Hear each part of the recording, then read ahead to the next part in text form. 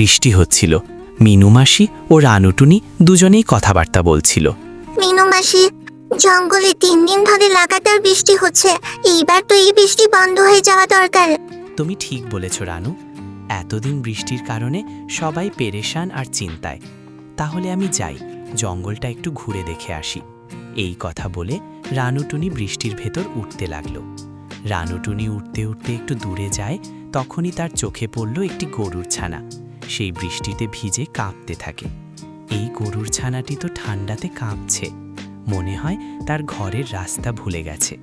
রানু পাখি এটা বলতে তার চোখে গরুর ঠিক সামনেই একটু দূরে গাছের পেছনে একটি শিয়ালের ওপর। এই শিয়াল তো আমাদের জঙ্গলে নয়, এটা তো মনে হচ্ছে অন্য কোনো জঙ্গলে। রানু হচ্ছে রিয়া উঠতে উঠতে ওই শিয়ালের কাছে পৌঁছে যায়। কে তুমি? আমি আমার জঙ্গলের সব প্রাণীকে জানি, তোমাকে তো এই জঙ্গল মনে হচ্ছে না। তুমি ঠিকই বলছো, আমি এই জঙ্গলে নয়, আমি এই জঙ্গলের রাস্তা দিয়ে যাচ্ছিলাম। তখনই হঠাৎ বৃষ্টি নেমে এলো। যখন বৃষ্টি বন্ধ হয়ে যাবে তখন আমি এখান থেকে চলে যাব। ঠিক আছে, এটুকু বলে রানু চিড়িয়া ওই গরুর কাছে যায়। তুমি এখানে কি করছো? তোমার মা কোথায়? আর তোমার নাম কি? আমার নাম গোলু। আমি বৃষ্টির মধ্যে খেলছিলাম, হঠাৎ করে আমি আমার বাড়ির ডাক না হারিয়ে ফেলি। তো চিন্তা করো না, আমি তোমার মায়ের কাছে নিয়ে যাব। তখনই গোলুর মাকের কানে চলে আসে। কোথায় চলে গেছিলি গোলু? তুই জানতিস তোর জন্য আমি কতটা পেরেশান হয়েছি? মা, আমার ভুল হয়ে গেছে, এরকম ভুল আর আমি কখনোই করব না। এখন তুমি তোমার মায়ের সঙ্গে ঘরে চলে যাও। যতক্ষণ পর্যন্ত বৃষ্টি বন্ধ না হবে ততক্ষণ বাইরে খেলতে আসবে না, আর সব সময় মায়ের কথা মতো চলবে। রানুটুনি উড়ে তার বাসায় চলে যায় এবং মিনু মাসির কাছে সব খুলে বলে। রানু পাখির কথা শুনে মিনু মাসি খুব চিন্তায় ডুবে রইল। কি হয়েছে মিনু মাসি, আপনি এত চিন্তা কিসের করছেন?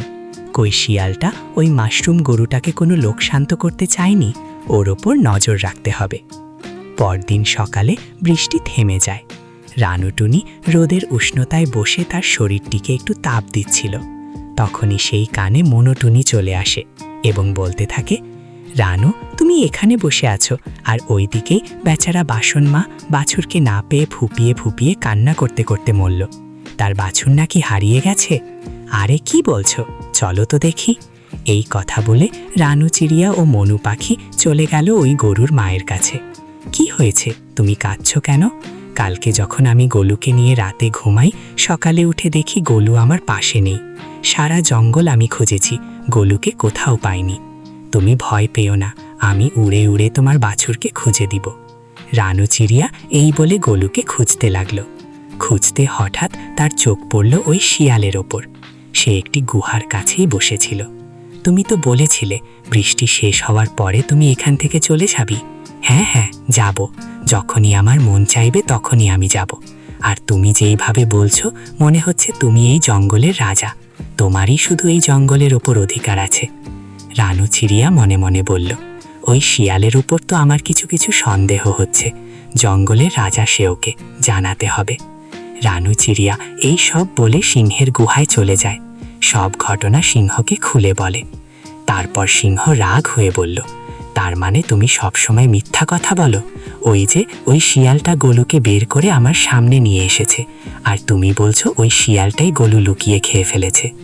এই সিপাহীরা রান্না গোলুকে সিংহের কাছে নিয়ে আসাতেই সিংহ শিয়ালকে বলল, তোমার যতদিন মর্জি তুমি এখানেই থাকতে পারো। সিংহ শিয়ালের ওপর একটি ভীষণ বিশ্বাস কাজ করছিল। তারপর শিয়ালটি সেখান থেকে চলে গেল। আর এই সব কিছু ওই টুনটুনি পাখিটি গিয়ে মিনু মাসির কাছে বলে দিল। মনুটুনি সেখানে গিয়ে মিনু মাসির কাছে সব বলে দেয়। আর সে বলতে লাগলো, কিছু করে মিনু মাসি রানুটুনিকে ওই সিংহ জঙ্গলের ভিতরে আটকিয়ে রেখেছে। তারপর মিনু মাসি একটি বুদ্ধি বের করলো। সে ওই শিয়ালটিকে নজরে নজরে রাখছিল। তারপর ওই শিয়ালটি একদিন গরুটিকে খাওয়ার জন্য সেখানে চলে যায়। মিনু মাসি